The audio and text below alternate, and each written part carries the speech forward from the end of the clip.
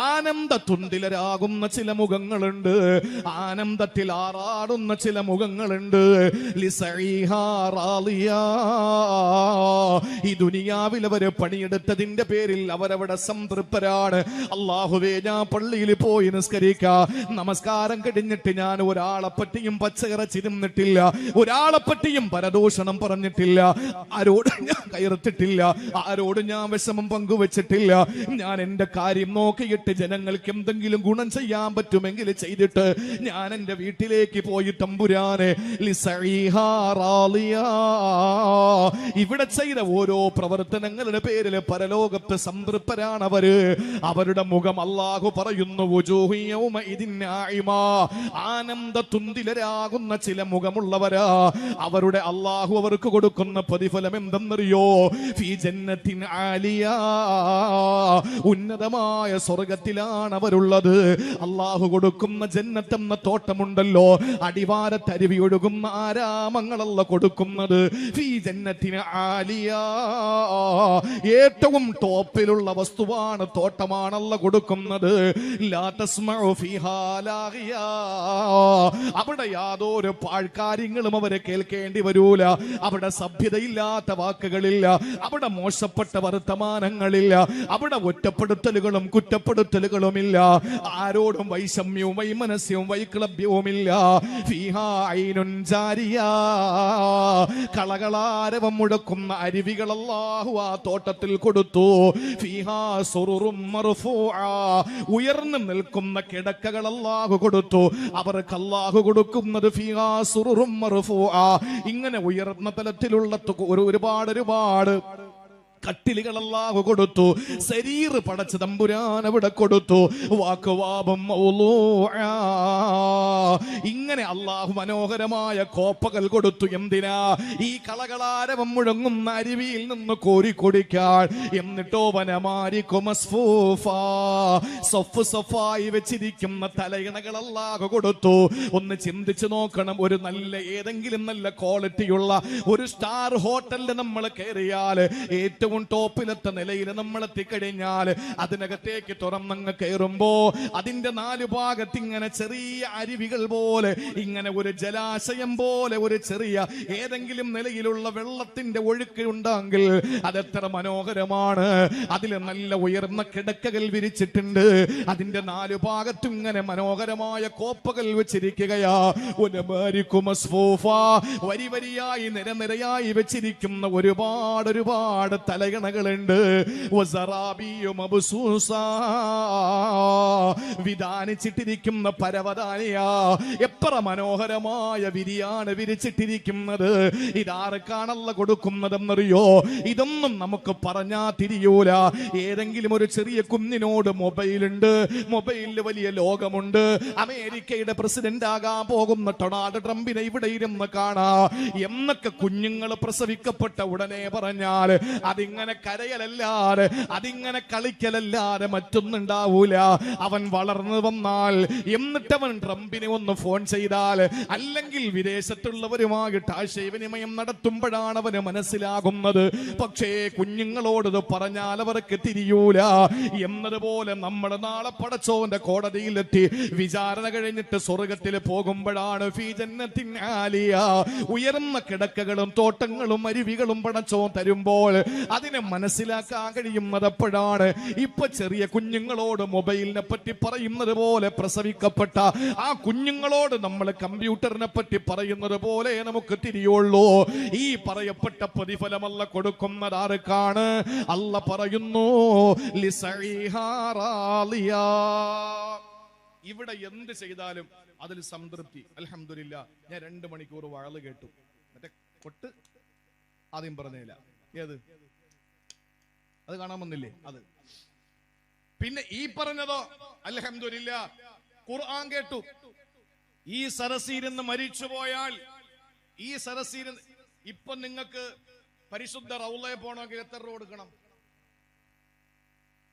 ഉംറയ്ക്ക് എത്ര രൂപ? 50, 80. ഹജ്ജിന് പോകണമെങ്കിൽ കൂടുതൽ വാങ്ങിക്കുന്നവരുണ്ട്. ഹജ്ജിനാണെങ്കിലോ എത്ര ലക്ഷം? സർക്കാരിന്റെ പോയ പകുതി പിന്നെ സ്വകാര്യ ഗ്രൂപ്പുകളിൽ പോയാൽ അതിന്റെ ഒരു ഇരട്ടിയും കൂടി. പക്ഷെ അതിനുള്ള കാര്യങ്ങൾ അവർ കൊടുക്കുന്നുണ്ടെന്നാ പറയുന്നത്. എനിക്കറിയില്ല. ഏതോ ആയിക്കോട്ടെ, 8 ലക്ഷം അല്ലെങ്കിൽ 7 ലക്ഷം, 8 ലക്ഷം മുടക്കി അവിടെ പോണം ഹജ്ജിന്, അല്ലെങ്കിൽ 80,000 മുടക്കി അവിടെ പോണം ഉംറയ്ക്ക്, അല്ലെങ്കിൽ ടിക്കറ്റും വിസയും എടുത്ത് അവിടെ പോകണം. അതും ഒരു വർഷം ഹിജറ വർഷം കണക്കനുസരിച്ച്. ഈ വർഷം ജമാഅത്തുൽ ലൂല, ഈ ജമാഅത്തുൽ ലൂലയില് ഞാൻ റിയാലുൽ ജന്ന എന്ന് പറയുന്ന മദീനയുടെ ഖുബ്ബത്തുൽ ഖളറാഇന്റെ ചുവട്ടിലെ മാ ബൈന ഖബ്രി വ മിംബരി, എന്റെ റൗള ശരീഫിന്റെയും എന്റെ മിംബറിന്റെയും ഇടയിലുള്ള ആ ഭാഗം സ്വർഗ്ഗത്തിന്റെ തോട്ടമെന്ന് എന്റെ റസൂൽ പഠിപ്പിച്ച ആ ഭാഗത്ത് ജമാഅത്തുൽ ലൂലയിൽ ഞാൻ കയറിയാൽ അടുത്ത ഹിജറ വർഷം ജമാഅത്തുൽ ഊല കഴിഞ്ഞാലേ എനിക്ക് ഇതിനകത്ത് കയറാൻ പറ്റുള്ളൂ. പുതിയ നിയമമാണ്. 8 ലക്ഷം മുടക്കിയിട്ട് കാര്യമില്ല, 80,000 മുടക്കിയിട്ട് കാര്യമില്ല, ആര് റെക്കമെൻഡ് ചെയ്തിട്ട് കാര്യമില്ല. എന്നാൽ 80,000 കൊടുക്കണ്ട, 8 ലക്ഷം കൊടുക്കണ്ട, ആരും റെക്കമെൻഡ് ചെയ്യണ്ട, ഒരു ഹിജറയുടെ കൊല്ലോ നോക്കണ്ട.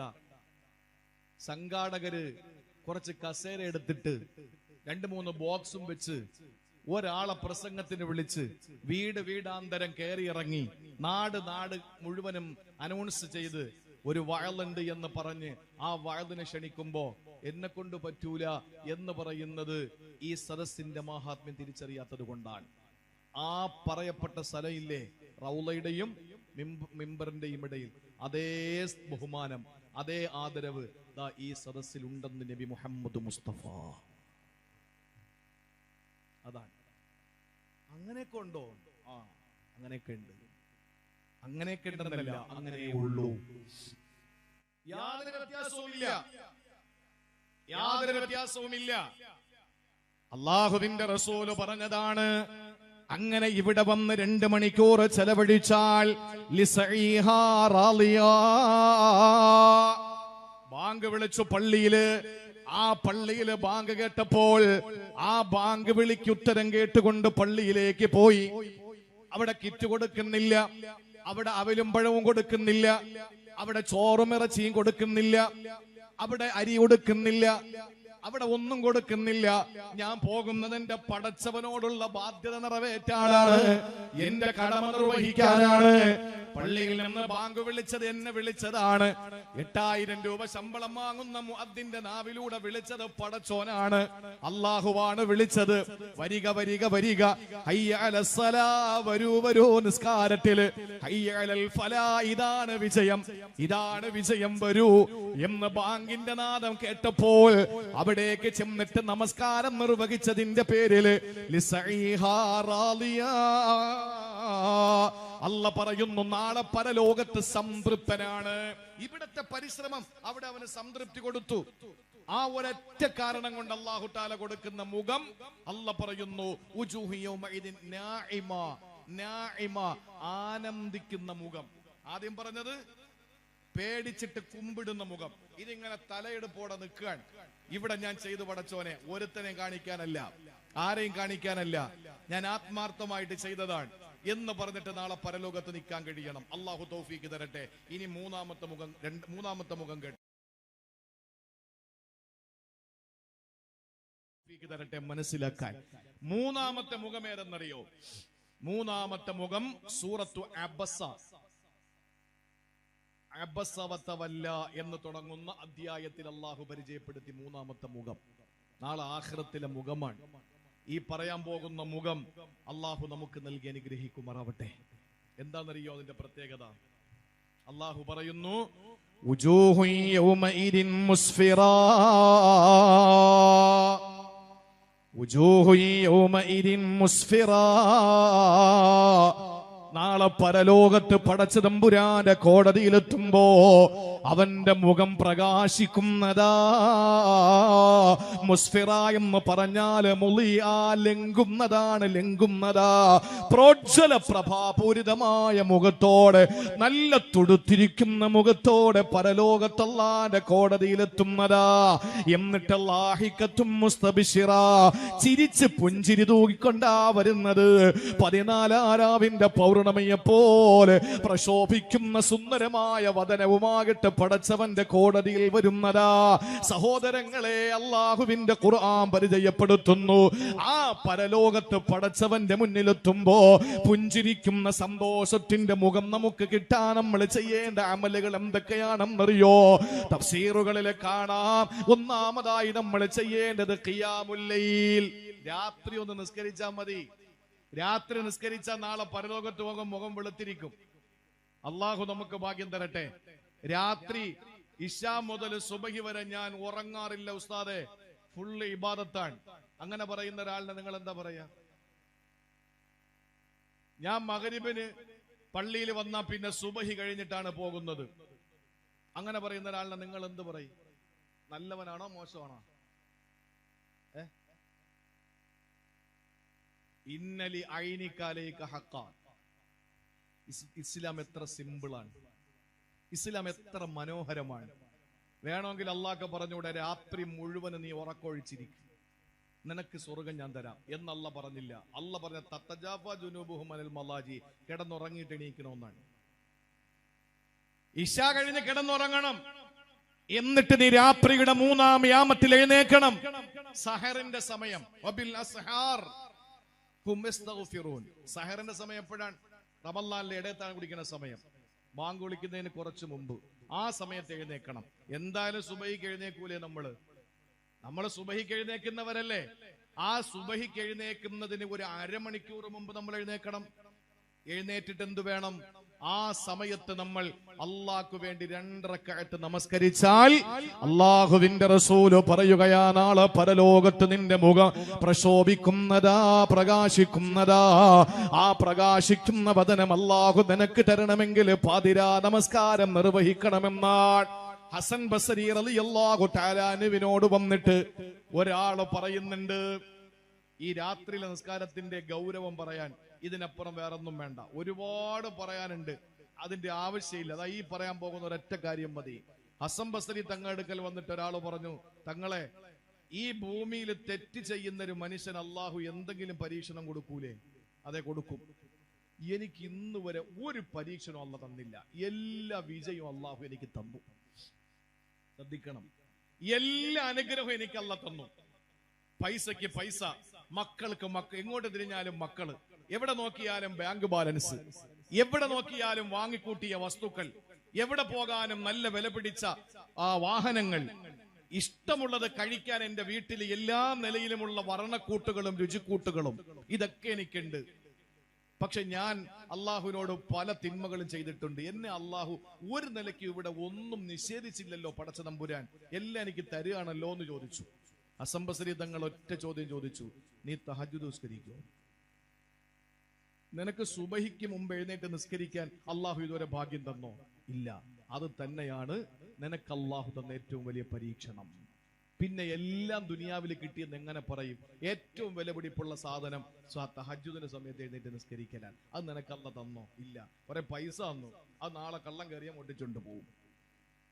കുറെ മക്കള് തന്നു, ഒരു ഇടി വെട്ടിയാൽ എല്ലാണ്ണവും വീണ് മരിക്കും. കുറെ അക്കൗണ്ട് തന്നു, ഏതെങ്കിലും കള്ളന്മാര് ഓട്ടിച്ചുകൊണ്ട് പോയാൽ അതോടെ തീർന്നു, എല്ലാം തീർന്നു. ഒരുപാട് ഭക്ഷണം തന്നു, തൊണ്ടയ്ക്ക് എന്തെങ്കിലും ഒരു അസ്വസ്ഥത തന്നാൽ ഓരോന്നുള്ള ഭക്ഷണം താഴേക്ക് ഇറക്കാൻ പറ്റാതെയായാൽ ട്യൂബിട്ട് നീ കഴിക്കേണ്ടി വരും. പക്ഷേ അള്ളാഹു നിനക്ക് എല്ലാം തന്നു എന്ന് പറയുന്നു. അള്ളാഹു നിനക്ക് തരണമായിരുന്നെങ്കിൽ തഹജ്ജുദിന് നിസ്കരിക്കാൻ നിനക്ക് പറ്റണമായിരുന്നു. അത് തന്നില്ലല്ലോ? ഇല്ല. അത് തന്നെ അള്ളാഹ് നിനക്ക് തന്ന ശിക്ഷ. എത്ര ഗൗരവമാണ്. രാത്രി എഴുന്നേറ്റൊന്ന് നമസ്കരിച്ചാൽ ആ നമസ്കാരം കൊണ്ട് അള്ളാഹുവിന്റെ ഹബീബ് പറയുകയാണ്, നിന്റെ ആഖിറത്തിൽ നിന്റെ മുഖം വെളിക്കമുള്ളതാണ്, പ്രകാശിക്കുന്നതാ. രണ്ടാമതായിട്ട് ചെയ്യേണ്ടത് എന്തെന്നറിയോ? പ്രിയപ്പെട്ടവരെ, ഒളു ചെയ്യണം. ഒളു ചെയ്യണം. എപ്പോഴും ഒളുവിലായിരിക്കണം നമ്മൾ. അത് വല്ലാത്തൊരു ഭാഗ്യമാണ്.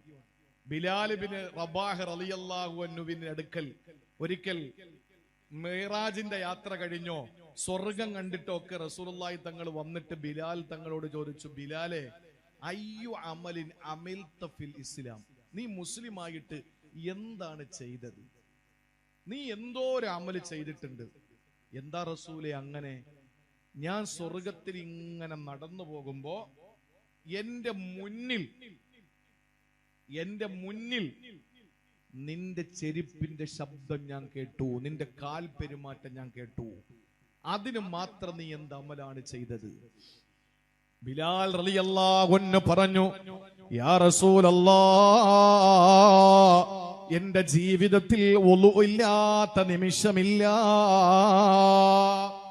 ഞാൻ വുളു എടുക്കും, വുളു എടുത്തിട്ട് ഞാൻ 2 റക്അത്ത് നമസ്കരിക്കും. ആ വുളു ഞാൻ ഇങ്ങനെ സൂക്ഷിച്ചു വെക്കും. എപ്പോഴാണോ മനുഷ്യ സഹജമായി വുളു മുറിഞ്ഞു പോകുന്നത്, ആ സമയം പെട്ടെന്ന് ഞാൻ വുളു എടുക്കും. ആ വുളു ഞാൻ സൂക്ഷിച്ചു വെക്കും. മുറിഞ്ഞു പോകുമ്പോ വീണ്ടും വുളു എടുക്കും. എന്റെ ജീവിതത്തിൽ വുളു ഇല്ലാത്ത നിമിഷങ്ങളില്ല നബിയേ. അല്ലാഹുവിന്റെ റസൂൽ പറഞ്ഞു, അത് തന്നെയാണ് ബിലാലേ നിനക്ക് അല്ലാഹു തന്ന പവർ. സഹോദരങ്ങളെ, നാളെ പരലോകത്ത് കൈകാലുകളും മുഖവും വെളുത്തവരായ ഒരു വിഭാഗം കടന്നു വരുമെന്നാണ്. ആ വിഭാഗം എന്റെ സമുദായത്തിൽപ്പെട്ടവരാണ്, എന്റെ അനുചരന്മാരിൽപ്പെട്ടവരാ, ഉമ്മത്ത് മുഹമ്മദിൽപ്പെട്ടവരുടെ കൈയും കാലും മുഖവും നാളെ പ്രകാശത്താൽ പ്രോജ്വലിക്കുമെന്ന് ആദരവായ പ്രവാചകൻ ഹബീബേ നബി മുഹമ്മദ് മുസ്തഫ. എന്നിട്ട് സഹാബത്തിനോട് പറഞ്ഞു, അവരുടെ മുഖം പ്രകാശിക്കുന്നത് എന്തുകൊണ്ടെന്നറിയോ? മിൻ ആസാരിൽ വുളു ചെയ്തതിന്റെ അടയാളമാണ്. ഈ മുഖത്ത് വെള്ളം കോരി ഒഴിക്കുമ്പോ നാളെ ആ മുഖത്ത് ഇങ്ങനെ പ്രകാശം ഉണ്ടാവുമെന്നാണ്. കാരണം ഇന്ന് നമ്മുടെ മുഖത്ത് വെട്ടം വരാത്തത് ഏതൊക്കെ കോസ്മെറ്റിക് സാധനങ്ങൾ വാരി നമ്മുടെ മുഖത്ത് തേച്ചാലും സൗന്ദര്യം ഉണ്ടാവൂല. സൗന്ദര്യം ഉണ്ടാകണമെങ്കിൽ മുഖത്ത് പറ്റിപ്പിടിച്ച് കിടക്കുന്ന പാപം എല്ലാം ഇറ്റിറ്റ് പോകണം. അബൂ ഹനീഫ തങ്ങള് കൂഫ പള്ളിയിൽ ഒലുവെടുത്തോണ്ട് നിൽക്കുമ്പോ തൊട്ടപ്പുറത്തൊരു ചെറുപ്പക്കാരെ ഒലുവെടുക്കാൻ അവനെ ഇങ്ങനെ നോക്കി അബൂ ഹനീഫ തങ്ങൾ. ഒലുവ് കഴിഞ്ഞിട്ട് അവൻ അടുത്തേക്ക് വിളിച്ചിട്ട് ചോദിച്ചു, വാപ്പായും ഉമ്മായും പറഞ്ഞാ നീ അനുസരിക്കൂലല്ലേ? മാതാപിതാക്കളെ ഉപദ്രവിക്കുന്ന സ്വഭാവം ഉണ്ടല്ലേ? ആ കുട്ടി ചോദിച്ചു, തങ്ങളെ എന്റെ വാപ്പ വല്ലതും പറഞ്ഞിരുന്നോ? വാപ്പ പറഞ്ഞോ ഞാൻ വാപ്പയും ഉമ്മയും പറഞ്ഞ അനുസരിക്കാത്ത ധിക്കാരിയായ മോനാണെന്ന്? അബൂ ഹനീഫ തങ്ങൾ പറഞ്ഞു, അല്ല, നിന്റെ വാപ്പ എനിക്കറിയില്ല. പിന്നെ എങ്ങനെ നിങ്ങൾക്ക് മനസ്സിലായി എന്റെ കുഴപ്പം, എന്റെ പ്രശ്നം? മഹാനായ അബൂ ഹനീഫ തങ്ങൾ പറഞ്ഞു, നീ ഒലുവെടുത്തപ്പോ മുഖത്ത് നിന്ന് വീഴുന്ന ആ തുള്ളി വെള്ളത്തിൽ വാപ്പയും ഉമ്മയും ഉപദ്രവിച്ചതിന്റെ പാപത്തിന്റെ കറകൾ കൂടി ഞാൻ കണ്ടു. മുഖം കഴുകുമ്പോ നമ്മൾ ചെയ്ത പാപങ്ങളെ കഴുകിക്കളയാൻ വെള്ളത്തിന്റെ തുള്ളിയോടൊപ്പം നമ്മുടെ ചെറിയ ചെറിയ പാപങ്ങൾ ഇറ്റിറ്റ് വീഴുമെന്ന് മഹാനായ നബി മുഹമ്മദ് മുസ്തഫ. അങ്ങനെ ഒലു അങ്ങോട്ട് എത്ര ചെയ്യോ അത്രയും നമ്മുടെ മുഖവും കൈകാലുകളും പ്രകാശിക്കും. അള്ളാഹു നമ്മുടെ മുഖത്തിന് വെട്ടം നൽകി, വെളിച്ചം നൽകി അള്ളാഹു അനുഗ്രഹിക്കുമാറാവട്ടെ. മറ്റൊന്ന് ഗുബാറും ഫീ സബീലില്ല, അള്ളാന്റെ മാർഗത്തിൽ നമ്മൾ നടക്കുമ്പോ ശരീരത്ത് പറ്റുന്ന പൊടിപടലങ്ങളാണ്. യുദ്ധം ചെയ്യാൻ പോകുന്ന പാവപ്പെട്ട രക്തസാക്ഷികൾ, ആ രക്തസാക്ഷികളുടെ ശരീരത്തിൽ പിടിക്കുന്നപ്പോൾ നാളെ പരലോകത്തവർക്ക് പ്രകാശമാണ്. ദീനിന്റെ ഖിദ്മത്തിനു വേണ്ടിയിട്ട് പണ്ഡിതന്മാർ, ഒരുപാട് പണ്ഡിതന്മാർ തുച്ഛമായ ശമ്പളത്തിന്, കേവലം വളരെ പരിമിതമായ ശമ്പളത്തിന് മദ്രസ പണി നടത്തുന്നുണ്ട്. ഞാൻ വേദനയോടൊരു കാര്യം പറയാൻ, സാന്ദർഭികമായിട്ട് എന്റെ പ്രിയപ്പെട്ട സഹോദരങ്ങളോട് ഉണർത്താതെ പോയാൽ നാളെ ഇത് കേൾക്കേണ്ടി വരുന്ന അല്ലെങ്കിൽ കേൾക്കുന്ന ഒരു സമൂഹത്തിന് ഒരു വിരൽ ചൂണ്ടൽ എന്നുള്ള നിലയിൽ ഞാൻ എന്റെ പ്രിയപ്പെട്ട സഹോദരങ്ങളോട് പറയുന്നു, കേവലം തുച്ഛമായ ശമ്പളം വേതനം പറ്റിക്കൊണ്ട് മദ്രസ അധ്യാപനം നടത്തുന്ന ആയിരക്കണക്കിന് പണ്ഡിതന്മാർ ഇന്ന് വലിയൊരു ചോദ്യചിഹ്നമായി നിൽക്കുകയാണ്. എന്താണെന്നറിയോ? ഈ അടുത്ത സമയത്ത് തന്നെ 1-2 എനിക്കറിയുന്ന മഹത്തായ മദ്രസാധ്യാപനം നടത്തി ആ മക്കൾക്ക് വിദ്യ പകർന്നു കൊടുക്കുന്ന 2-3 അധ്യാപകർ, മദ്രസ അധ്യാപകർ ഇന്ന് പല ജയിലുകളിലായി, തടവറകളിലാണ്, പല ജയിലുകളിലാണ്. ഞാൻ വേദനയോടെ പങ്കുവെക്കുകയാണ്. എന്താണ് കേസ് എന്ന് പിന്നീട് അറിയാൻ കഴിഞ്ഞത്, പോക്സോ പ്രകാരം അവരെ അറസ്റ്റ് ചെയ്തതാണ്. എന്ന് പറഞ്ഞ ബാലപീഡനം. ആരാ? ഈ പറയപ്പെടുന്ന അധ്യാപകരുടെ അധ്യാപനം നടത്തിയ സ്ഥലങ്ങൾ ചെന്ന് പരിശോധിക്കുമ്പോൾ അവിടെയുള്ള 99.25% ആളുകളും പറയുന്നു, ഉസ്താദ് പൂർണ്ണ നിരപരാധിയാണ്, ഉസ്താദ് പൂർണ്ണ നിരപരാധിയാണ്. പിന്നെന്താണ് സംഭവിച്ചത്? കമ്മിറ്റിക്കാരുമായിട്ടുള്ള വൈരാഗ്യം. നാട്ടിലെ ഒരാൾക്ക് കമ്മിറ്റിക്കാരോട് വൈരാഗ്യം. ആ വൈരാഗ്യം തീർക്കാൻ ഉസ്താദിനെ കരുവാക്കുന്നു. ചില ആളുകൾ ഉസ്താദ് തങ്ങളുടെ താളത്തിനൊത്ത് തുള്ളുന്നില്ല എന്നറിയുമ്പോ ഉസ്താദ്മാരെ കുരുക്കാൻ ഇപ്പൊ പറ്റിയ ഒരു പണി എന്ന് പറഞ്ഞാൽ മക്കളെ പീഡിപ്പിച്ചു, അടിച്ചു, അവിടെ തടകി, ഇവിടെ പിടിച്ചു, അവിടെ തൊട്ടു എന്ന് പറഞ്ഞാൽ അതോടുകൂടി ഇനി ലോകത്ത് ആര് വിചാരിച്ചാലും ഇറങ്ങാൻ പറ്റാത്ത നിലയിൽ തടവറയിൽ അവരെ കൊണ്ടിടാൻ കഴിയും. അങ്ങനെ എത്രയോ പണ്ഡിതന്മാർ വർഷങ്ങളോളം ആ പാവപ്പെട്ട സഹോദരങ്ങളുടെ സ്വത്തും സമ്പാദ്യം മുഴുവനും വിറ്റ് കേസ് പറഞ്ഞാൽ പോലും അവസാനം കോടതി നിരപരാധി എന്ന് പറഞ്ഞ് തിരിച്ചുവിടുമ്പോൾ ഒരൊറ്റ പള്ളിയിലോ മദ്രസയിലോ അവർ പഠിച്ച ദീൻ പ്രബോധനം ചെയ്യാൻ പറ്റാത്ത നിലയിൽ സമുദായം അവർക്ക് ബ്രട്ട് കൽപ്പിച്ചിട്ടുണ്ടാവും, അവരുടെ കുടുംബം നശിച്ചിട്ടുണ്ടാകും, അവരുടെ മക്കൾക്ക് പുറത്തിറങ്ങാൻ കഴിയാത്തൊരവസ്ഥ ഉണ്ടായിട്ടുണ്ടാവും. വൈരാഗ്യത്തിന്റെ പേരിൽ, കമ്മിറ്റിക്കാരോടുള്ള പകപോക്കലിന്റെ പേരിൽ, അല്ലെങ്കിൽ വ്യക്തി വൈരാഗ്യങ്ങളുടെ പേരിൽ കള്ളപ്പരം പ്രചരിപ്പിച്ച് സ്വന്തം മകളെ പീഡിപ്പിച്ചു എന്ന് യാതൊരു മനുഷ്യത്വവുമില്ലാതെ മൃഗങ്ങൾ പോലും ചെയ്യാൻ മടിക്കുന്ന കാര്യം പാവപ്പെട്ട തുച്ഛമായ വേതന ശമ്പളം പറ്റുന്ന പണ്ഡിതന്മാരുടെ തലയിൽ വെച്ച് കെട്ടിയിട്ട് അവരുടെ കുടുംബവും അവരുടെ കുഞ്ഞുമക്കളും അവരുടെ മുന്നിൽ യാതൊരു നിലയിലും വില പോകാതെ പാവപ്പെട്ട പണ്ഡിതന്മാരെ അവരുടെ ഇസ്ലാമിക വേഷം അഴിച്ചു വെപ്പിച്ച് അവരെ തടവറകളിൽ കൊണ്ടുവന്ന് പാർപ്പിക്കുന്ന ഒരവസ്ഥയിലേക്ക് കേരളത്തിന്റെ മദ്രസ സംവിധാനങ്ങളിൽ ഇന്ന് എത്തിച്ചേരുന്നതിൽ 90% വരുന്ന ആളുകളും നിരപരാധികളാണ്. മദ്രസയും വഖഫുമാണ് ഇന്ന് സമുദായം ഏറ്റവും കൂടുതൽ ചർച്ച ചെയ്തുകൊണ്ടിരിക്കുന്നത്. മദ്രസകളാണ് എല്ലാവർക്കും ഇന്ന് വലിയ ഒരു വിറളിയായി, ഭയങ്കരമായ ഒരു അസ്വസ്ഥതയായി കൊണ്ടിരിക്കുന്നത്. ആ സമയത്തിനിടയിലും സമുദായത്തിൽപ്പെട്ട ചില ആളുകൾ അവരുടെ മക്കളുടെ ഭാവി പോലും നോക്കാതെ, സമുദായത്തിന്റെ നാറുന്ന പ്രശ്നമാണെന്ന് മനസ്സിലാക്കാതെ പാവപ്പെട്ട പണ്ഡിതന്മാരെ വ്യക്തിവൈരാഗ്യത്തിന്റെ പേരിലും അതുപോലെ കമ്മിറ്റിക്കാരോടുള്ള ഏതെങ്കിലും വ്യക്തിവൈരാഗ്യത്തിന്റെ പേരിൽ പാവപ്പെട്ട പണ്ഡിതന്മാരെ കരുവാക്കിക്കൊണ്ട് ജയിലുകളിൽ കഴിയുന്ന നിരവധി പണ്ഡിതന്മാരുണ്ട്. അള്ളാഹു അവർക്കൊക്കെ മോചനം കൊടുക്കയിലേക്ക് വരുന്ന പാവപ്പെട്ട മക്കളോട് ആ നിലയിൽ കണ്ണുകളോടെ കാണുന്ന ഏതധ്യാപകനെയും ഇരട്ട ശിക്ഷ കൊടുത്ത്, വേറെ ആർക്ക് കൊടുക്കുന്നതിനേക്കാൾ ഡബിൾ ശിക്ഷ കൊടുത്ത് അവരെ സമുദായത്തിൽ ബ്രട്ട് കൽപ്പിക്കണമെന്നതിൽ യാതൊരു തർക്കവുമില്ല. പക്ഷേ നിരപരാധികളായ പാവപ്പെട്ട പണ്ഡിതന്മാർ ജയിലുകളിൽ കിടക്കുകയാണ് വൈരാഗ്യത്തിന്റെ പേരിൽ. ഇതാരാണ് സഹിക്കുക? അവരുടെ കുടുംബം സഹിക്കുമോ? ഒന്ന് ആലോചിച്ച് നോക്കിയേ. 10, 20, 30 വർഷം ശിക്ഷ വിധിക്കപ്പെട്ടവർ, 7, 8, 12 വർഷം ശിക്ഷ വിധിക്കപ്പെട്ടവർ അവരെന്ത് തെറ്റ് ചെയ്തു? മഹല്ലത്തിലെ ആബാലവൃദ്ധ ജനങ്ങളും വന്നിട്ട് പറയുന്നു ഞങ്ങളുടെ ഉസ്താദ് പൂർണ്ണ നിരപരാധിയാണ്, ഞങ്ങളെ പിടിച്ചകത്തിട്ടോളൂ, ഉസ്താദ് നിരപരാധിയാണ്. അവസാനം ഈ തെറ്റ് ചെയ്യപ്പെട്ടു എന്ന് അല്ലെങ്കിൽ അല്ലെങ്കിൽ വാദിയായ കുട്ടിയുടെ രക്ഷകർത്താക്കൾ വന്നിട്ട് പറയുന്നു ഞങ്ങൾക്കും അറിയാം നിരപരാധിയാണ് ഉസ്താദ് എന്ന്, പക്ഷെ ഇത്രയുമായ സ്ഥിതിക്ക് ഞങ്ങൾ ഇനി പിന്നോട്ട് പോയാൽ ഞങ്ങൾക്ക് നാട്ടിലിറങ്ങി നടക്കാൻ പറ്റൂല, അതുകൊണ്ട് ഞങ്ങൾ ഇതിൽ ഉറച്ചു നിൽക്കുന്നു. ഒരു കൂസലുമില്ലാതെ ഒന്ന് ആലോചിച്ച് നോക്കിയേ. പാവപ്പെട്ട പണ്ഡിതന്മാര്, തുച്ഛമായ ശമ്പളം, അവർക്ക് തെങ്ങ് കയറാൻ അറിയില്ല, അവർക്ക് കവുങ്ങ് കയറാൻ അറിയില്ല, അവർക്ക് അത്തറ കച്ചവടം അറിയില്ല, അവര് പഠിച്ചത് അള്ളാഹുവിന്റെ ദീനാണ്.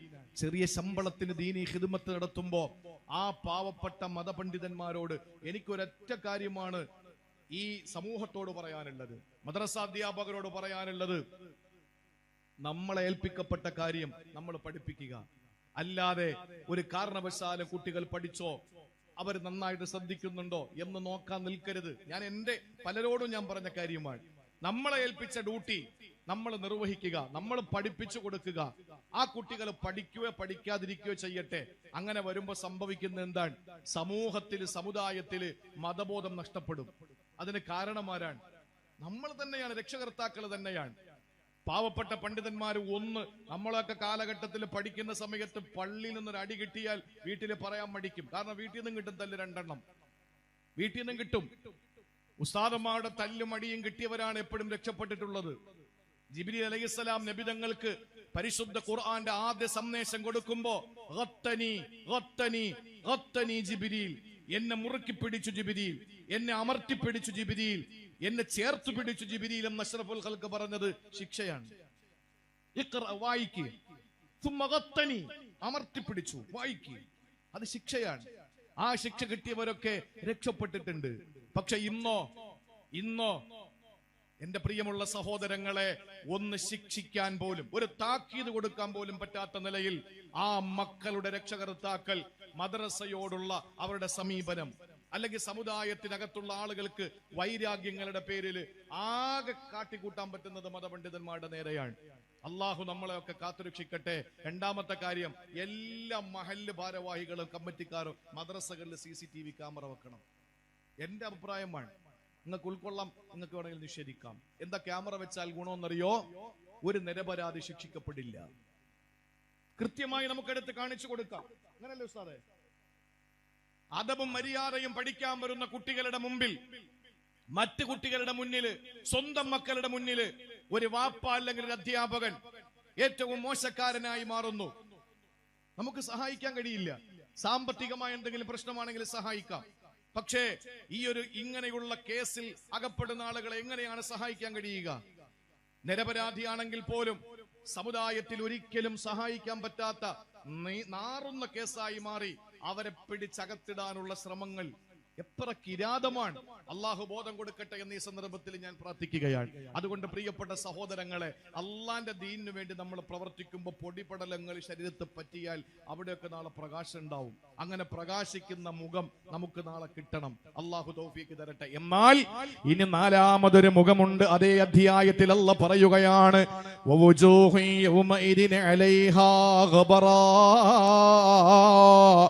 പൊടി പിടിച്ചിരിക്കുന്ന മുഖമാണ് നാലാമത്തെ മുഖം. പൊടി പിടിച്ചിരിക്കുകയാണ്. വാഹനമോടിച്ചു പോകുമ്പോൾ ആ വാഹനത്തിന്റെ ഹെഡ്ലൈറ്റിൽ പൊടി പിടിച്ചിരുന്നാൽ അതിന്റെ വെട്ടം നന്നായിട്ട് റോട്ടിലെത്തൂല, അതിന്റെ പ്രകാശം നന്നായിട്ട് നമുക്ക് പാതയിൽ കിട്ടില്ല. അതാണ് പറയുന്നത്, പൊടി പിടിച്ചിരിക്കുന്ന മുഖമാണ്. കൂരിരുൾ കൊണ്ട് മൂടപ്പെട്ടതുപോലെ ഇരിക്കുകയാണ്. കുറ്റിരുട്ട് പോലെ പൊടി പിടിച്ചിരിക്കുന്ന മുഖമാണ് ചിലരുടെ മുഖമെന്ന് അള്ളാന്റെ വിശുദ്ധ ഖുർആൻ. എന്നാൽ ചിലരുടെ മുഖം പുഞ്ചിരിക്കുന്ന നല്ല മുഖം, അവരുടെ നേരെ ഓപ്പോസിറ്റ് പൊടിപടലങ്ങൾ പിടിച്ചിരിക്കുന്നത് പോലെ, കുറ്റിരുട്ട് പോലെ ചില മുഖങ്ങളുണ്ട്. അവർക്ക് സംഭവിച്ചത് എന്താണ്? അള്ളാന്റെ ഖുർആൻ പറയുന്നു. ഈ ആയത്ത് പറയുന്നതിന് മുമ്പ് അല്ലാഹു സൂചിപ്പിച്ച വാക്കേതെന്നറിയോ? യൗമ യഫിറുൽ മർഉ മിൻ അഖീഹി വ ഉമ്മിഹി വ അബീഹി വ സാഹിബതിഹി വ ബനീ. അല്ലാഹു പറയുന്നത്, ഈ കാര്യം പറയുന്നതിന് മുമ്പ് ഈ പൊടി പിടിച്ച മുഖമാണ് നാലാമത്തെ മുഖമെന്ന് അല്ലാഹു പറയുന്നതിന് തൊട്ട് മുമ്പ് അല്ലാഹ് പറഞ്ഞ ഒരു ആയത്തുണ്ട്. ഫൈദാ ജാ ഒരു അട്ടഹാസം അങ്ങ് വന്നാ, ഖിയാമത്തിന്റെ അട്ടഹാസം അങ്ങ് വന്നാ, ഓരോരുത്തരും സ്വന്തം ബ്രദർ, സ്വന്തം സഹോദരന്റെ മുമ്പിൽ നിന്ന് ഒളിച്ചോടുകയാ. ഉമ്മിഹി, തന്റെ ഉമ്മയുടെ അടുത്ത് നിന്ന് ഓടുകയാ. അബീഹി, വാപ്പയുടെ അടുക്കൽ നിന്ന് ഓടുകയാ. സാഹിബത്തിഹി, തന്റെ ഇണയുടെ അടുക്കൽ നിന്ന് ഓടുകയാ. ബനീഹി, തന്റെ മക്കളുടെ അടുക്കൽ നിന്ന് ഓടുകയാ. ലികുല്ലി ഇംരിഇൻ മിൻഹും യൗമഇദിൻ ശഅ്നുൻ യുഗ്നി. ഓരോരുത്തർക്കും അവരവർ ചെയ്തതാണ്, ഓരോരുത്തർക്കും അവരവരുടെ കാര്യമാണ്. അവരവരുടെ കാര്യങ്ങൾ നോക്കിയിട്ട് ഓടുകയാ. വാപ്പയെ കണ്ടാ മക്കള് നിൽക്കൂല. ഇബ്രാഹിം നബി ആസർ എന്ന വാപ്പയെ കാണുമ്പോ ഓടുകയാ. നൂഹ് നബി തന്റെ പൊന്നുമോനെ കാണുമ്പോ ഓടുകയാ. ആസിയാ ബീവി തന്റെ ഭർത്താവ് ഫിർഔനെ കാണുമ്പോ ഓടുകയാ. ലൂത്ത് നബി തന്റെ ഭാര്യയെ കാണുമ്പോ ഓടുകയാ. ആരും ആരെയും സഹായിക്കില്ല, ആരും ആർക്കും ഒരു തുണയില്ല, ആരോടും ഒരു കമ്മിറ്റ്മെന്റ് ഇല്ല. ഇത് പറഞ്ഞിട്ട് അല്ലാഹു പറയുന്നു, അന്ന് ചില ആളുകളുടെ മുഖത്ത് പൊടിപടലങ്ങളാണ്. ആ പൊടിപടലങ്ങൾ പിടിച്ചിട്ട് ആ പൊടിപടലങ്ങൾ പിടിച്ച മുഖമുണ്ടല്ലോ, കുറ്റിരുട്ട് പോലെ ഇരുൾ മൂടി കിടക്കുകയാ എന്ന് പറഞ്ഞ സഹോദരങ്ങളെ, ഈ ഭൗതിക ലോകത്ത് നാളെ പരലോകത്ത് ഉപകരിക്കുന്ന നിലയിൽ നമ്മുടെ കുടുംബത്തെ ആക്കണം. അതിന് മക്കളെ പഠിപ്പിക്കണം. നാളെ പരലോകത്ത് വാപ്പയും ഉമ്മയും ഭാര്യയും ഭർത്താവും മക്കളും ഒക്കെ ഓടും പരസ്പരം. ആരും ആരെ സഹായിക്കില്ല. എന്റെ വാപ്പാണ്, പോയി പണി നോക്കു വാപ്പ, എനിക്ക് നോക്കാൻ സമയമില്ല എന്ന് പറഞ്ഞിട്ട് ഓടും മക്കൾ. സ്വന്തം മക്കളോടുള്ള സ്നേഹം അതിര് കവിഞ്ഞതല്ലേ. പക്ഷെ വാപ്പ നാളെ പരലോകത്ത് അള്ളാഹുവിന്റെ കോടതിയിലും മകനെ കളഞ്ഞിട്ട് ഓടി രക്ഷപ്പെടും. ഇത് പറഞ്ഞിട്ട് അള്ളാഹു പറയാണ്, അന്ന് ഈ പറയപ്പെട്ട ആളുകളുടെ മുഖത്തിന്റെ അവസ്ഥ പൊടി പിടിച്ചിരിക്കും കുറ്റാക്കുറ്റിരുട്ട് പോലെ. അപ്പൊ എന്താ വേണ്ടത്? നാളെ പരലോകത്ത് ചെല്ലുമ്പോ വാപ്പ വിളിക്കണം, മോനെ വാ. ഉമ്മ വിളിക്കണം, മോളെ വാ. ഭാര്യ വിളിക്കണം ഭർത്താവിനെ, കൂടെ വരൂ. ഭർത്താവ് വിളിക്കണം ഭാര്യയെ, കൂടെ വരൂ.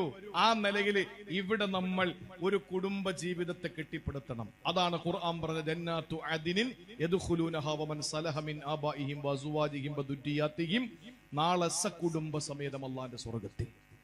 അതിന് ഇവിടെ നമ്മളെ കുടുംബ പശ്ചാത്തലം ശരിയാക്കണം. ഭർത്താവ് ഭയങ്കര നിസ്കാരം, പള്ളിയിൽ വന്ന് പള്ളി ഭരണം തന്നെയാ അയാളുടെ കയ്യിലാ.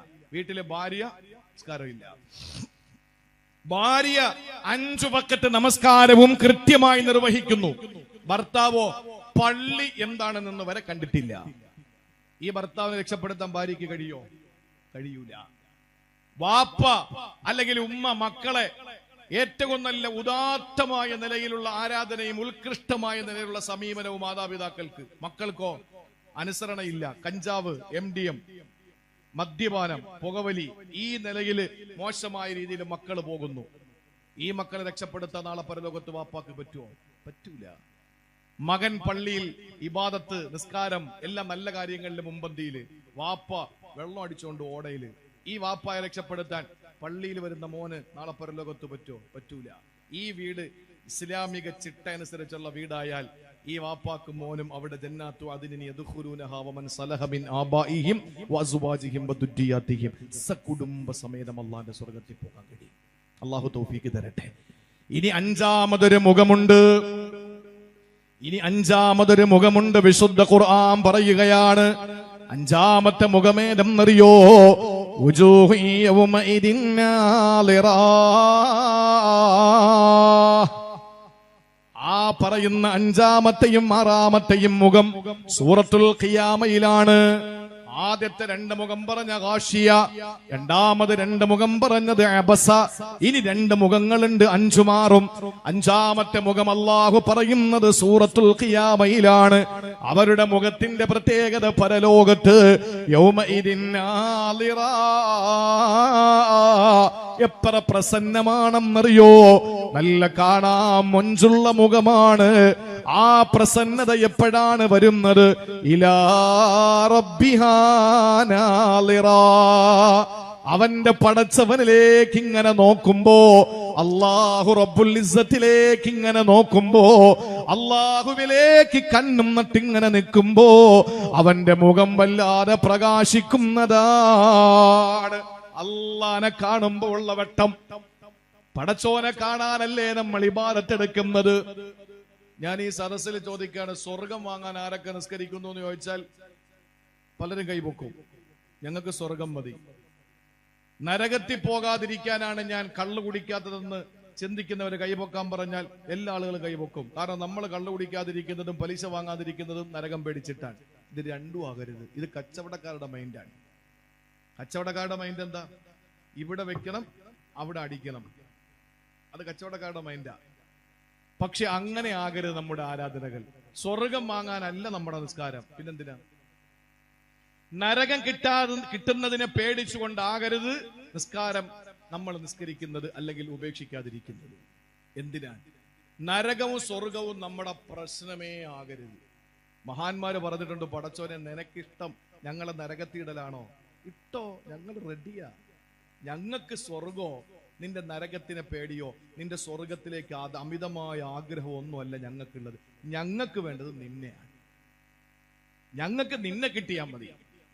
നീ നരകത്തിൽ കൊണ്ടെറിഞ്ഞാലും കുഴപ്പമില്ല, സ്വർഗത്തിൽ ഞങ്ങളെ ഇട്ടാലും പ്രശ്നമല്ല. ഞങ്ങൾക്ക് വേണ്ടത് നീയാണ് അല്ലാഹ്.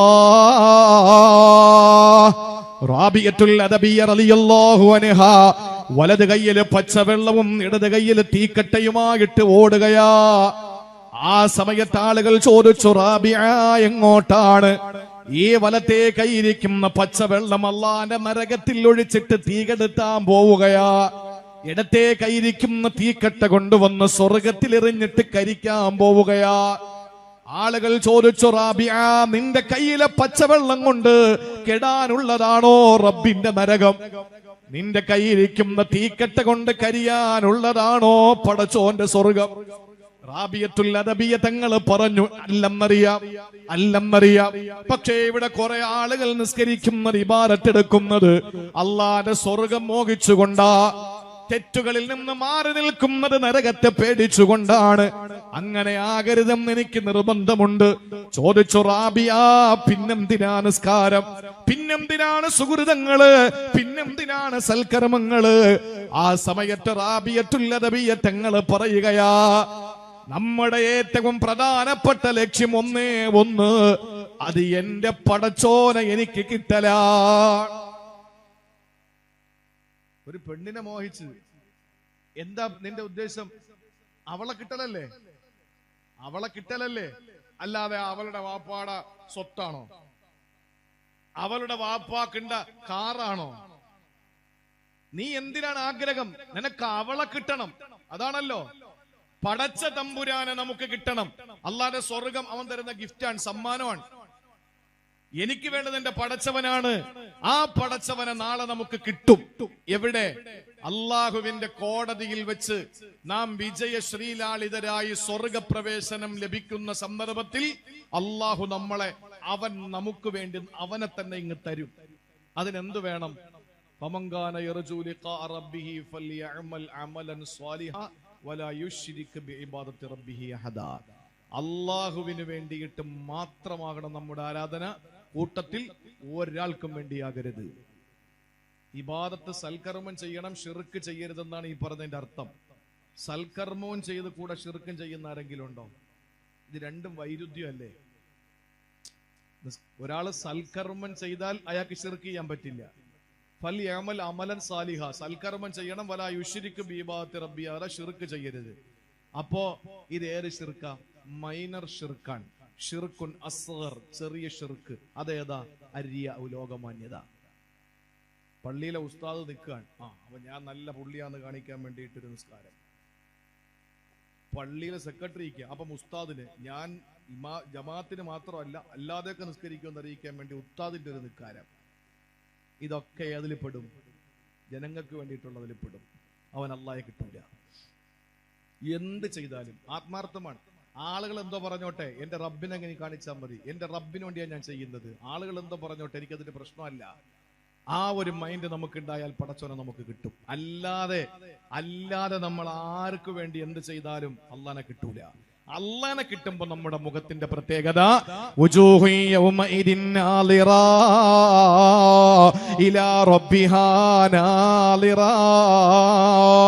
പ്രകാശിക്കുന്ന മുഖമാണ്, സന്തോഷിക്കുന്ന മുഖമാണ്.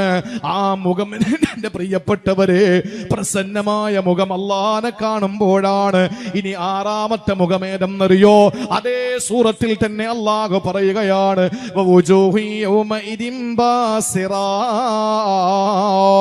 ചില ആളുകളുടെ മുഖം ഇങ്ങനെ ചൂളി നിൽക്കുകയാണ്. സന്തോഷമില്ല, ആനന്ദമില്ല, അവരുടെ മുഖത്ത് വെളിച്ചമില്ല, വെട്ടമില്ല, പ്രകാശമില്ല.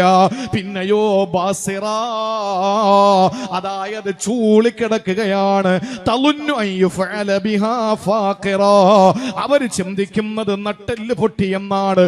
എന്ന് പറഞ്ഞ എല്ലാ തീർന്നു എന്നവര് ചിന്തിക്കുകയാ. എന്റെ പ്രിയപ്പെട്ടവരെ, അതാണ് ആറാമത്തെ മുഖമെന്നല്ലാന്റെ പരിശുദ്ധ ഖുർആൻ. ആ പറയപ്പെട്ട കാര്യം ആർക്കാണ് അല്ലാഹു കൊടുക്കുന്നതെന്നറിയോ? ചൂളിപ്പോകുന്ന മുഖം ആർക്കെന്നറിയോ? മുഖം ചൂളിപ്പോകുന്നത് ആരുടേതെന്നറിയോ? ഇത് പറയുമ്പോൾ പടച്ച തമ്പുരാൻ അതിന് തൊട്ടു മുമ്പ് അല്ലാഹു പറഞ്ഞത്, കല്ലാ ബൽ തുഹിബ്ബൂനൽ ആജില വതദറൂനൽ ആഖിറ. എന്ത് ചെയ്താലും ദുനിയാവിന് വേണ്ടി ചെയ്യുന്നവരാ, ആഖിറത്ത് അവർക്ക് ലക്ഷ്യമില്ല, ആഖിറത്തിനു വേണ്ടി ഒന്നും ചെയ്യുന്നില്ല. എല്ലാ ദുനിയാവിന്റെ സന്തോഷത്തിന് വേണ്ടി ചെയ്യുന്നവരാ. അവർ കള്ള കൊടുക്കുന്നത് പരലോകത്തവരുടെ മുഖം ബാസിറ, ചൂളിക്കിടക്കുകയാ. അവരുടെ മുഖം വല്ലാതെ ചുക്കിച്ചുളിഞ്ഞ് ചൂളി ഇരുണ്ട് മൂടി കെട്ടിക്കിടക്കുകയാണ്. പ്രസന്നതയില്ല. അതിന്റെ കാരണം ദുനിയാവിൽ അവർ ദുനിയാവിന് വേണ്ടി ജീവിച്ചു, ആഖിറം അവരുടെ പ്രശ്നമായിരുന്നില്ല. ഇത് പറഞ്ഞിട്ടല്ല പറയുന്നു, ഫലാ സ്വദ്ദഖ വലാ സ്വല്ലാ, അവര് സത്യം പറഞ്ഞിട്ടില്ല, നിസ്കരിച്ചിട്ടില്ല, അവര് സദഖ കൊടുത്തിട്ടില്ല, നിസ്കരിച്ചിട്ടില്ല. വലാകിൻ കദ്ദബ വതവല്ല. ആഖിറത്തെ പറ്റി പറയുന്ന പ്രസംഗങ്ങൾ അവർക്ക് അരോചകമാണ്. ആഖിറത്തെ പറ്റി പറയുന്നവർക്ക് വല്ലാത്ത വെറുപ്പാണ്. അല്ലാഹുവിന്റെ ഖുർആൻ പറയുന്നു, പള്ളിയിൽ അവന് വന്നാൽ അല്ലാഹുവിനെ പറ്റി എന്തെങ്കിലും ഒന്ന് പറഞ്ഞു കൊടുത്താൽ അവൻ അതിന് താല്പര്യമില്ലാതെ പിന്തിരിഞ്ഞു പോകുന്നു. എങ്ങനെയാ പോകുന്നത്?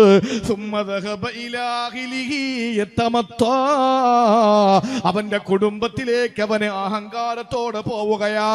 അവന്റെ വീട്ടിലേക്ക് അവന് നടന്നു പോകുന്നത് അഹങ്കാരത്തോടെയാണ്. ആഖിറം അവന് പ്രശ്നമല്ല, അവന് ദുനിയാവിന് വേണ്ടി ജീവിച്ചവനാണ്. എന്റെ പ്രിയപ്പെട്ട സഹോദരങ്ങളെ, ഇങ്ങനത്തെ ഒരു വിഭാഗത്തിനല്ല കൊടുക്കുന്നത് നാളെ പരലോകത്ത് അവന്റെ മുഖം ബാസിറാ, ചൂളിപ്പോകുന്നൊരു മുഖമാണ്. അള്ളാഹു നമ്മളെ കാത്തുരക്ഷിക്കട്ടെ. അതുകൊണ്ട് പ്രിയപ്പെട്ട സഹോദരങ്ങളെ, ആഖിറത്തിൽ ഇവിടെ നമ്മൾ പുഞ്ചിരിക്കുന്ന മുഖം, ആ മുഖം നാളെ പരലോകത്ത് ചിരിക്കാൻ കഴിയണം. ഇവിടെ ചിരി ആർക്കും ആരെയും ചിരിപ്പിക്കാം, ഇവിടെ ആർക്കും എപ്പോഴും ചിരിക്കാം. ഉള്ളിൽ എത്ര വിഷമമുണ്ടെങ്കിലും നമുക്ക് ചിരി വരും, അല്ലേ? ഉള്ളിൽ എത്ര വിഷമമുണ്ടെങ്കിലും നമുക്ക് ചിരി വരും. ആളുകളെ കാണുമ്പോ നമ്മൾ വിഷമം എത്ര ഉണ്ടെങ്കിലും കൊല്ലം സുധി എന്ന് പറയുന്നത് ഒരു വലിയ കൊമേഡിയനാണ്. ആ കൊമേഡിയനായ കൊല്ലം സുധി എല്ലാരെയും ചിരിപ്പിച്ചു. സ്ക്രീനിൽ കണ്ടവരൊക്കെയും അവർ ഒരുപാട് പൊട്ടിച്ചിരിച്ചു.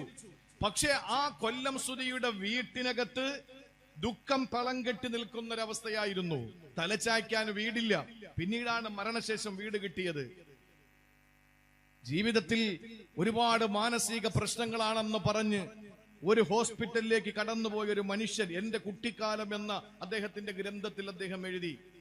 അദ്ദേഹം ഒരു ക്ലിനിക്കിൽ ഒരു സൈക്യാട്രിസ്റ്റിനെ കാണാൻ പോവാൻ. എന്തായിരുന്നു അയാളുടെ പ്രശ്നം? മനസ്സിനകത്ത് സുഖമില്ല, എപ്പോഴും സങ്കടമാണ്. ഡോക്ടർ പറഞ്ഞു, ഇവിടെ വരുന്ന പേഷ്യന്റിനെ മുഴുവനും ഞാൻ എന്റെ തൊട്ടുപുറകിലുള്ള ഒരു തിയേറ്ററിൽ കൊണ്ടുവന്ന് സിനിമ കാണിച്ചിട്ട് അവരെ തിരിച്ചുവിടും. അപ്പോഴവർ ചിരിച്ചു കൊണ്ടുപോകും, അവരുടെ വിഷമങ്ങളെല്ലാം മാറും. അപ്പൊ പേഷ്യന്റ് ചോദിച്ചു, ആരുടെ സിനിമയാണ്? അത് ചാർലി ചാപ്ലിന്റെ സിനിമയാണ്. കൊമേഡിയനാണ്, ലോകം കണ്ട കൊമേഡിയന്മാരിൽ ഒരു കൊമേഡിയനാണ്, മിസ്റ്റർ ബീൻ പോലെ ചാർലി ചാപ്ലിൻ. ഈ ചാർലി ചാപ്ലിൻ ഏറ്റവും നല്ല കൊമേഡിയനാണ്. അദ്ദേഹത്തിന്റെ സിനിമ കണ്ടിട്ട് പുറത്തിറങ്ങുന്ന എത്ര വിഷാദ രോഗി ഉണ്ടെങ്കിലും ചിരിക്കും അത്രേ. പക്ഷെ ഈ രോഗി പറഞ്ഞു, എനിക്ക് ചിരി വരില്ല. അവസാനം വാഗ്വാദമായി ഡോക്ടറും പേഷ്യന്റും.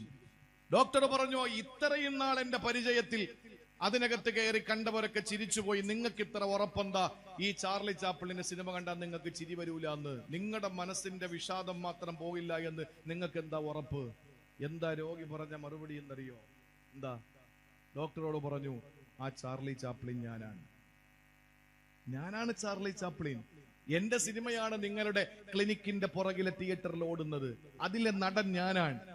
പക്ഷേ ഞാൻ ജനങ്ങളെ ചിരിപ്പിക്കുന്നുണ്ട്, എന്റെ മനസ്സിന്റെ ദുഃഖം മാറ്റാനാണ് നിങ്ങളുടെ മുന്നിൽ വന്നത്. അയാളാണ് പറഞ്ഞത്, മഴയത്ത് നടക്കാനാണ് മൂപ്പർക്ക് ഇഷ്ടം, കാരണം കരയുന്നത് ആരും കാണൂല എന്ന് പറഞ്ഞത്. സങ്കടമില്ലാത്തവരാരുമില്ല. ഇവിടെ എത്ര സങ്കടമുണ്ടെങ്കിലും മറ്റുള്ളവരെ ചിരിപ്പിക്കാൻ നമുക്ക് കഴിയും. ആഖിറം അങ്ങനെയല്ല. അതുകൊണ്ട് ആഖിറത്തിൽ നമുക്ക് ചിരിക്കണം.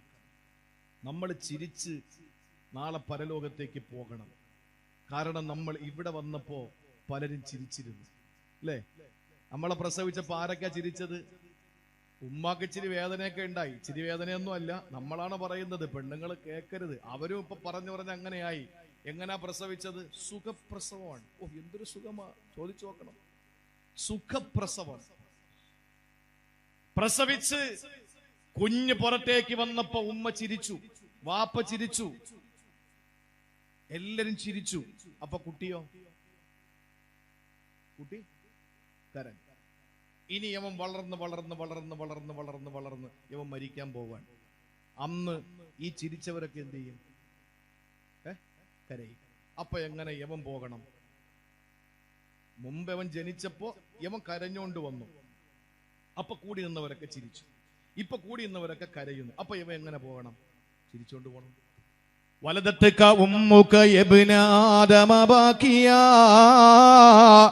വന്നാസു ഹൗലുക യൽഹഖൂന സുറൂറാ ഫജ്ഹദ് ലിനഫ്സിക അം തകൂന ഇദാ ബകൂ ഫീ ഹാലി മൗതിക ലാഹികം മസ്റൂറാ. എല്ലാവരും ചിരിച്ചപ്പോ നീ കരഞ്ഞുകൊണ്ടാണ് ഭൂമിയിൽ വന്നത്. ഇനി എല്ലാവരും കരയുമ്പോ ചിരിച്ചുകൊണ്ട് തിരിച്ചു പോണം. അള്ളാഹു മരിക്കുമ്പോ ചിരിക്കാനുള്ള ഭാഗ്യം തരട്ടെ.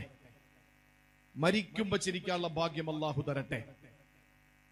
മഹാന്മാരായ 2 പേര് അലി റളിയല്ലാഹു അൻഹുവിന്റെ ശിഷ്യന്മാരാണ്.